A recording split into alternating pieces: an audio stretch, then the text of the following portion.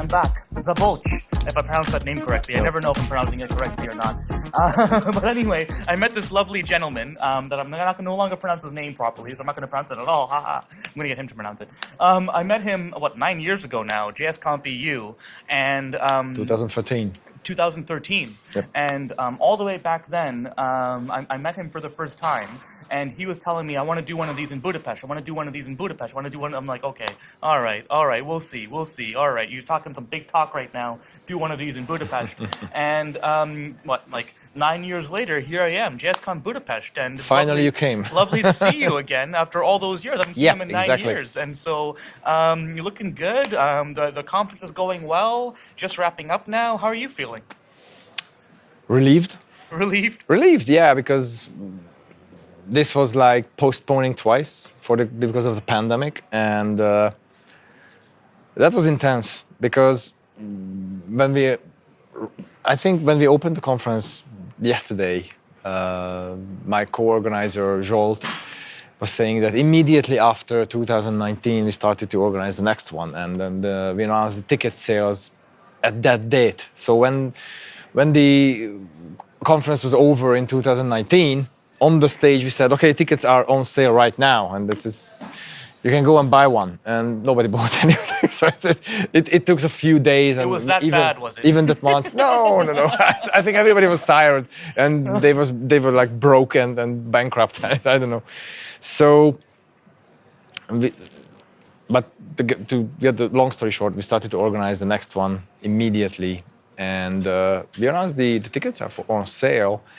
And by the end of the year of 2019, approximately almost all of the early birds were sold. Wow. Which is great. It's about 100 tickets. Wow. And we felt that this means that the community was having its planting their trust in us. So it was great. They trusted us. Because this means they are buying a ticket without knowing anything about the next event. They don't know who will speak, what will be topics, where will it be.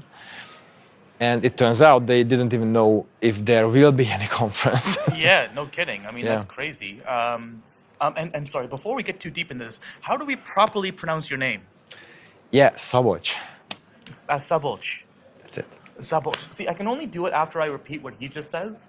But if I'm supposed to do it on my own, I can never get it right. It's a complicated name. Pass your badge. See, it's like SZ.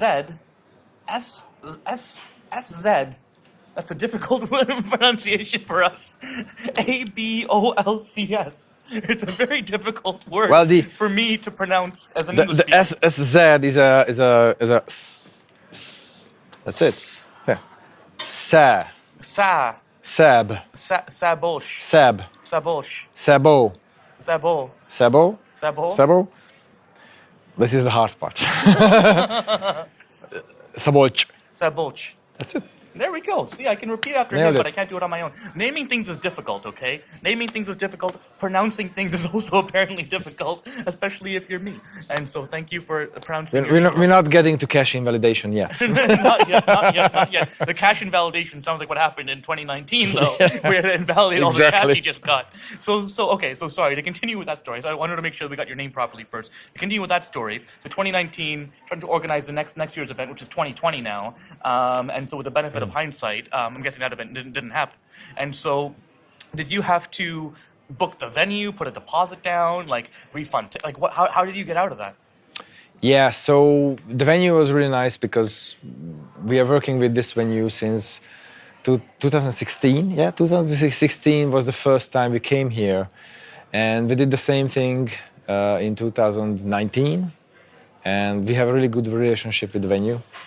So when we said, okay, we're going back to you in next year, 2020, they were like, oh yeah, sure, let's do that. And the pandemic hit, and we were like, we're not going back, sorry. And they were like, everybody is leaving the venue because you can't open the place because it's locked down. They were like, yeah, what can you do?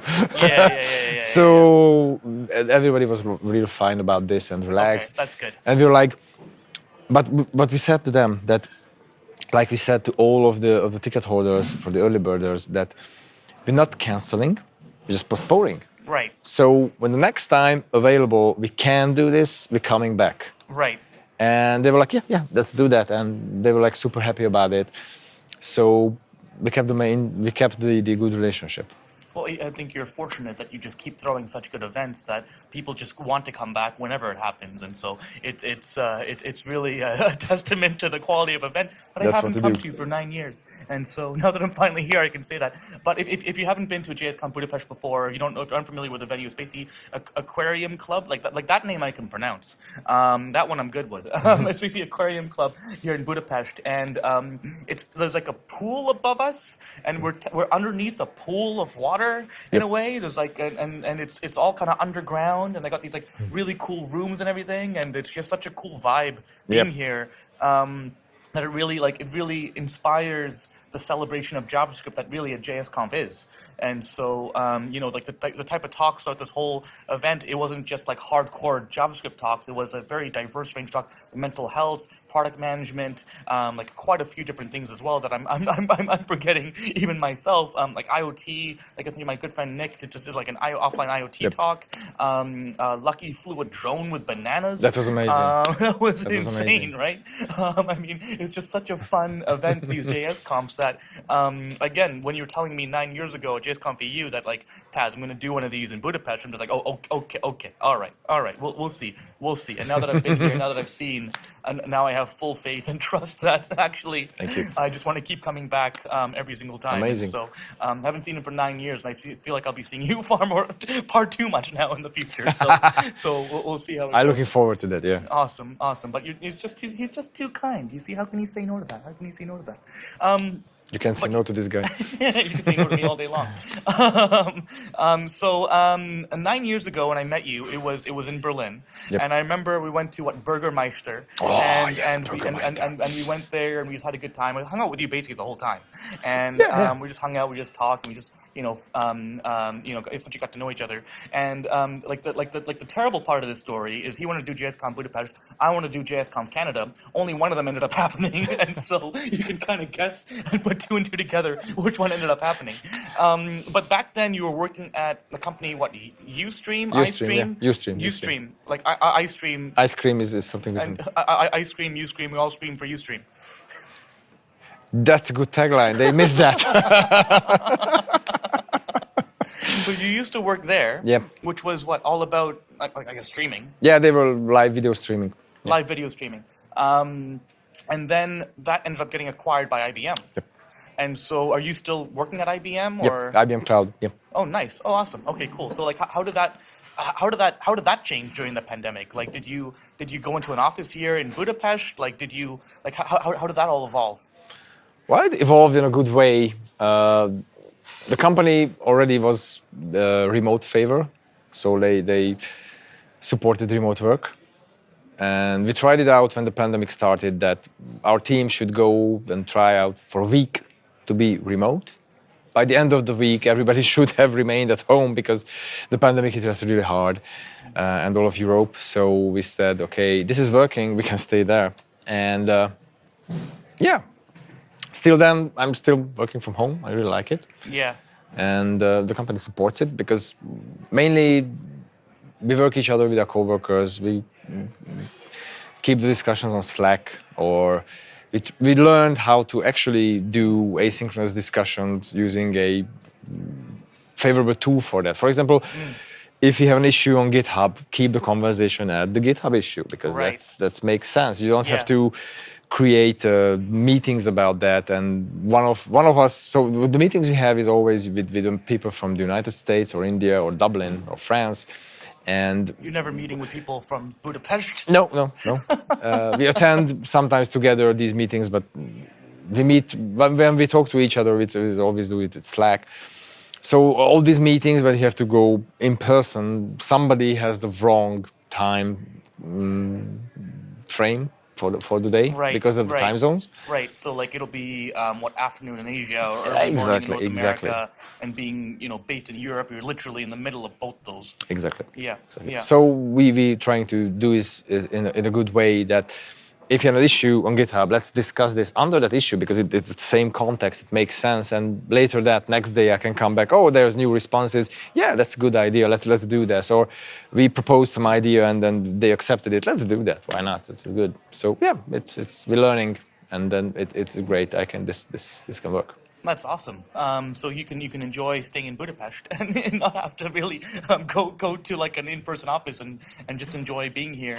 And that's amazing. So you're organizing obviously this JSConf Budapest here. Are you doing any other community events or community stuff in general? Yep, we're doing Front-End Meetup Budapest. Oh, nice. Which is a really nice and pretty old meetup. So I got into it pretty recently, like almost pre-COVID. That's when the years when we started to let's do that, and the original organizers like you do that, that's good. And you can have it. It's all yours. And it was great. It was going well. Then the pandemic came. We didn't want to go online because what we do all day is sit in front of online meetings, and I don't want to add on the pile of that another one which is for fun. I mean, it's not fun after a whole day of meetings online. You're really. I'm guessing it sounds like you're enjoying this and kind of getting everyone here to Budapest to enjoy really your city, and really have a lot of fun here and get the whole in-person vibe again. I mean, like for me, it's different. It's different because we can have these discussions, for example. Yeah. This wouldn't be the same virtually. It wouldn't be the same at all. No. And so, well, it's amazing. So I should probably return him to the conference because he's kind of, the organizer, and technically we're still here at the conference.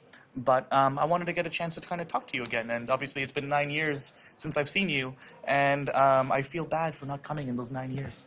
But anyway, you missed a lot. You missed a lot. But I'm really, really glad that you came afterwards because it's finally you can see what's happening here. And you enjoyed it, and you said you're coming back. That's great. No, I loved it. I mean, this was amazing. It was one of the best conferences I've been to. Thank you very much. In general, but it really goes to show you the whole vibe and the whole organizational effort. And it's one of those. It's like it's hard to describe that feeling. You know what I mean? But I think for me it was the diversity of content and speakers from all over the world. JSConfs typically are a celebration. It has a family feel to it as well. And that's kind of a big thing in the DNA of JSConfs, which, if I'm not mistaken, a big part of you going to the JSConf 9 years ago, and a big reason for me going to the JSConf 9 years ago was to understand and study what it takes to run one of these. I think it's also a requirement from the JSConf family that you attend one and you kind of know what it is to actually host one. Yes. And so so you have to experience it to provide the same experience for others. And so really the fact that we experienced the JSConf EU together means that now that we're here experiencing this JSConf together, really this is the only true JSConf Budapest because of our experience so many years ago. Okay. And that's how we're going to end. Anyway, thank you very much for coming. And it's Szabolcs. Almost Szabolcs, Szabolcs. You're pronouncing the back part, the end of it. Great. You always mess up the S at the beginning. That's the easiest part. Come on. The organizer of JSConf Budapest, everyone. Good to see you again, buddy. Pleasure as always, and I hope to see you again soon. All right, we'll see you next time. See you next time.